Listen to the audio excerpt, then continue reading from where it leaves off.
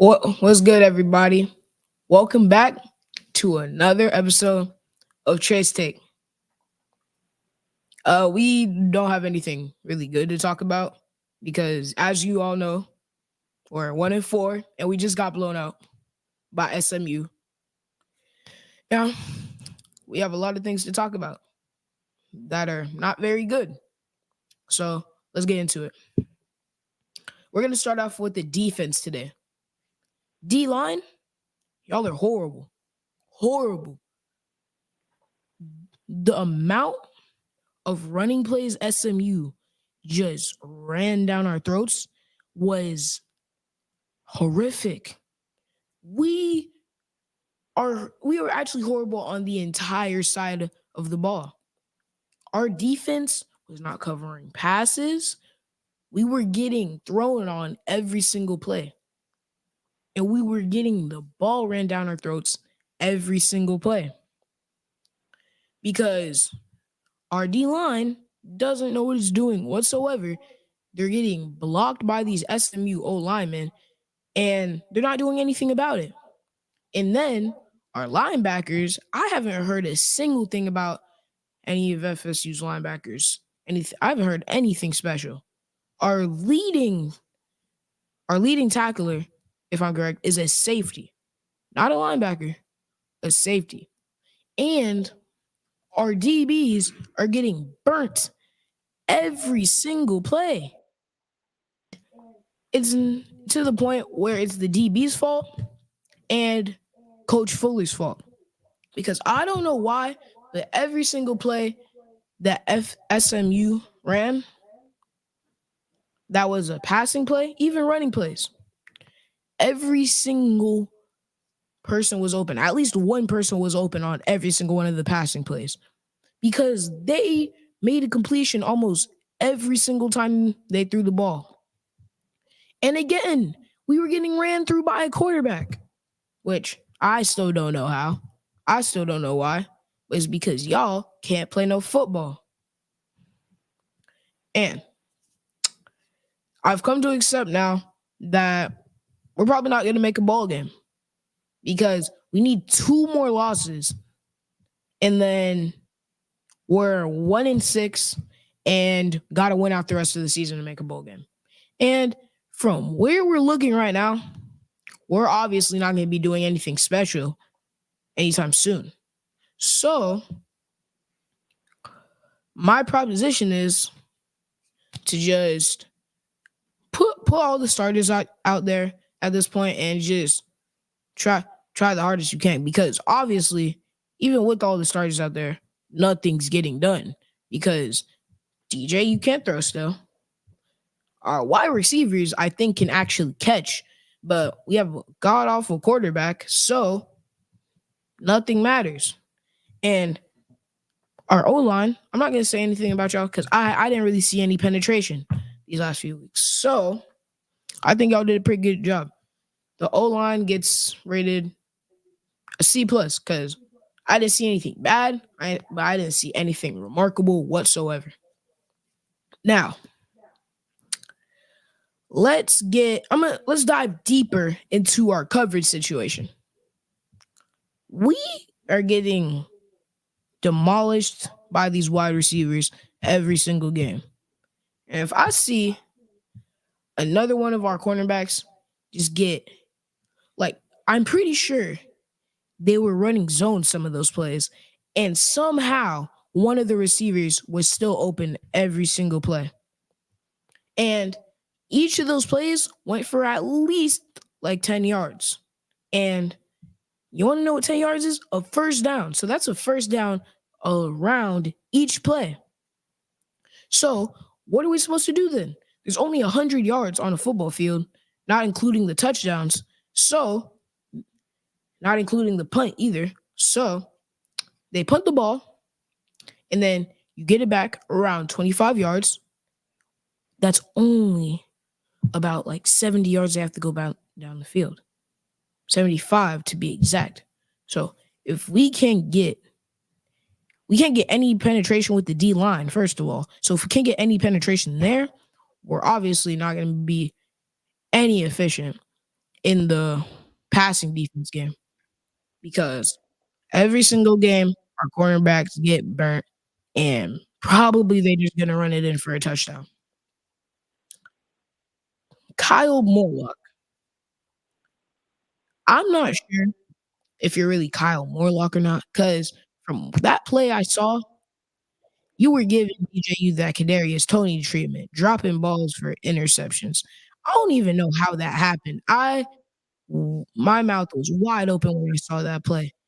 I thought the game was actually gonna be close because we responded with the touchdown, although our defense didn't do crap. But still, I thought we were driving down the field pretty good. But you wanna know what DJU always does to ruin an entire drive? I'll let you guess. He throws a pick. And there was no receivers there. I just, at this point, I don't think DJU can throw at all because he threw 3 picks this game. One of them wasn't his fault. And he did have 2 touchdowns. So it should have been 2 for 2. But still, one of the picks was diving, and both of them were just thrown into absolutely horrible situations.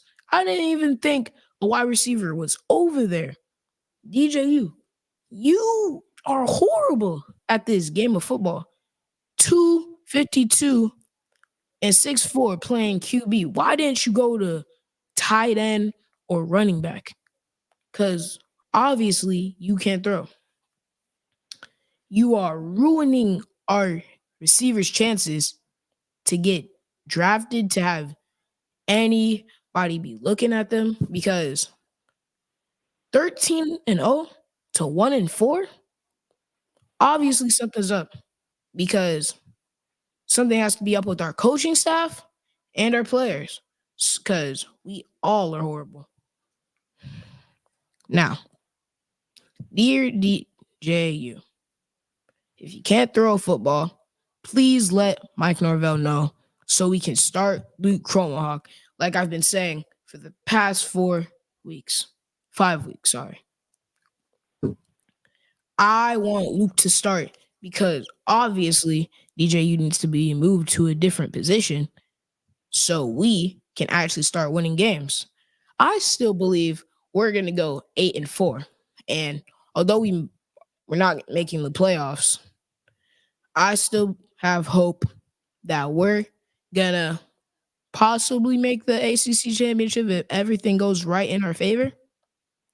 But if we don't, I believe that we'll make a very good bowl game and we'll win it. And then next year we're going to bounce back, go 15-0 and win a national title. That's how I see our future playing out. But you guys need to figure out how to play football and stop losing every single game. Because I miss Jordan Travis, and I don't know about y'all. Now, run game. Let's talk about the run game. Please stop fumbling. I swear, we had 2 fumbles today. One was off of Toa Philly, which I'll cut him some slack because he was probably one of the only running backs that actually managed to pull something off this entire season. Roydell Williams is supposed to be our leading rusher because he was our running back from Bama. I don't think you understand. Bama was a powerhouse school until, well, still is. But Nick Saban left, so everybody left. And Roydell Williams, the way we were chatting about how next season we were supposed to make the playoffs, Roydell Williams should already be putting up like 1,000 yards for 20 touchdowns by now. But I'm not seeing anything here because Mr. Toafili is our leading rusher. So I don't know what's up, but if I'm correct, Toafili is supposed to be something around like Alvin Kamara. He's a receiving back. We've been discussing this ever since last season because, as you can see, with Trey Benson, he was running and Toafili was catching. So, what are we doing now? How did a receiving back go from carrying basically his entire offense now? It doesn't make sense. Now, pass game. Although DJU, you are still a fraud and you can't throw a ball for the life of you. And Kyle Morlock, you can't catch. I think we did get better in the passing game because 2 touchdowns for DJU is a very good game. And if we keep building off from there, maybe we'll actually have a game where DJU doesn't throw a pick. Hopefully, a game where DJU has 100% completion percentage like Jared Goff did this past game. And I'm thinking about it.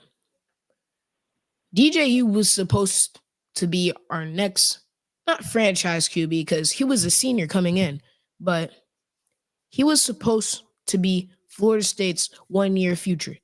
But he's basically like a 1-year car rental because obviously the way he looks, the way he's putting working, the announcers were saying he looks like he's not giving any effort out there. So if you're not even getting to give his effort, what's the point of you being here? Why are you here just to run it into the dirt like you did Clemson or Oregon State? Because obviously something's up, and you're not making it. If you don't switch things around this instant, you're not making it anywhere. Now, the amount of chances we actually had to make some type of comeback in this game was baffling because we recovered a punt, and you want to know what happened right after that? We turned the ball over. How? It was only one play, and for once, the other side of the ball that's not offense actually does something, and we managed to get the ball back. But what do? We do nothing with that opportunity. And then our defense actually manages to get their mind right and get a stop for once in the game. But you want to know what we do? We just go 3 and out because we can't play FSU ball. If we can't play FSU ball, you might as well just go home. I don't even know why people buy tickets to that place anymore. We got 1 win against Cal. And who cares about that? And 13-0 to 1-4 side by side is a horrifying comparison. If you told me last season that we were going to be the worst team in the ASCC and we were going 1-4, I would have smacked you. I'm just being honest. I'm just being so honest. But we were having conversations that possibly we might even move to the SEC. We're going to be, if we actually did that, we would be worse than Vanderbilt. It's just it's not funny anymore. I can't take watching this pathetic game. There's too many losses. The Georgia Tech one, at least it was a close game. Boston College one, I get it. They actually know how to run the football. Memphis, just no. But Cal, we won, but who cares? It's Cal. And then this game, SMU, I don't care if they were undefeated. I don't care if their running back is a superhuman like Derrick Henry on path to get 3,000 rushing yards. I don't care. That's still no exception to get blown out like that by 40 points, if I'm correct. Now, we're gonna dive back into the defense now, because our defense obviously can't tackle. It's worse than when I'm running the ball in NCAA and every single one of them defenders just bounce straight off of me. Because people say that game isn't realistic. As you can see from what the gameplay was this past game, it's the most realistic thing you've ever seen, especially against our team. Florida State is one of the worst defenses I've ever seen in a while. And I'm saying from NFL all the way down to college, I've never seen such an atrocious start. First of all, start to the season, and then defense. I haven't seen anything like this since the Jags in 2022. But at least they won a playoff game. And we're not even going to make the playoffs. Now, let's get into some of the good stuff. And there's not a lot of good stuff. As I said, passing game, still god awful, trash. Never want to see anything like it again. But it got better. DJU managed to. I actually saw him throwing to receivers and not opposite colored jerseys. So that's a pretty good thing. Although he still had 3 picks, which not a good thing. Running game. Still had a fumble, but Joe Philly, as always, he's been carrying the running game all season. So he just made up for it still. Nothing really good came out of it besides maybe one game. But besides that, nothing good or spectacular is really in the run game. And then our D-line is absolutely horrible. I thought Patrick Payton was going to go for like 13 sacks this season, be even better than Jared Verse maybe. But nope. I mean, so far he has four sacks. He's on track to probably break his last season personal record, but he's obviously not doing good enough for FSU standards because we're 1-4 if you're not informed. So we're just still not performing. We're not doing anything good. And we're probably going to go 1-11 if I'm being honest with myself. And I don't have any awards this game because ain't nobody deserve an award. Because we were just absolutely horrible. Now, I will give out one award, actually. Most improved player. And I want to give that to DJ. You give him a round of applause. Although, he's still bad. But now, that is all I have to say for Florida State. Now, let me tell you about my game. So my game, as always, they were talking trash about us.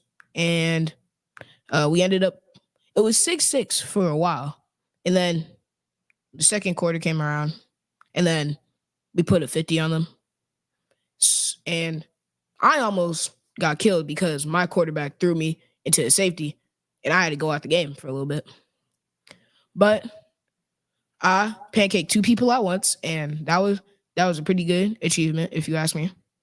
And I got myself an extra point on the flat. So I had a very good game.